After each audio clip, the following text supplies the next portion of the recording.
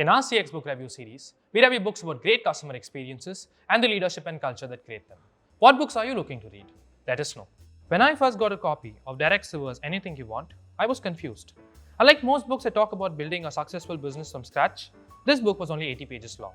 However, when I did get around to reading it, I realized that big things can come in small packages. Already a successful musician, Derek was not planning on building a thriving business. All he wanted to do was sell his CDs online. In 1998, he started CD Baby. In 2000, he had hired his first employee.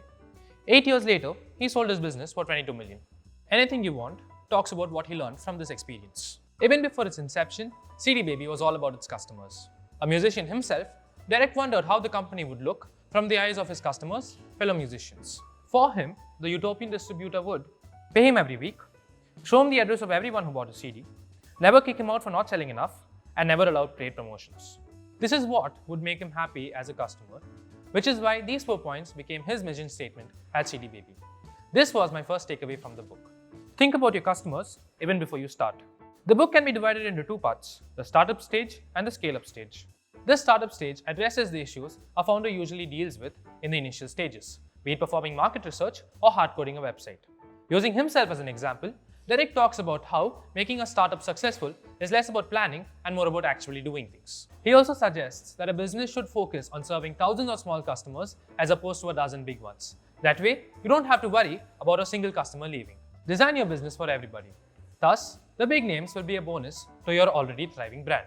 In the scale-up stage, the book talks about change and how founders have to accept it. It doesn't matter if you don't have a long-term plan or vision. Just focus on helping your customers every day and everything shall fall into place. He also stresses the need for a personalized customer experience irrespective of how big the brand is. For instance, after placing an order, customers would get an automated email informing them that their CD was out for delivery.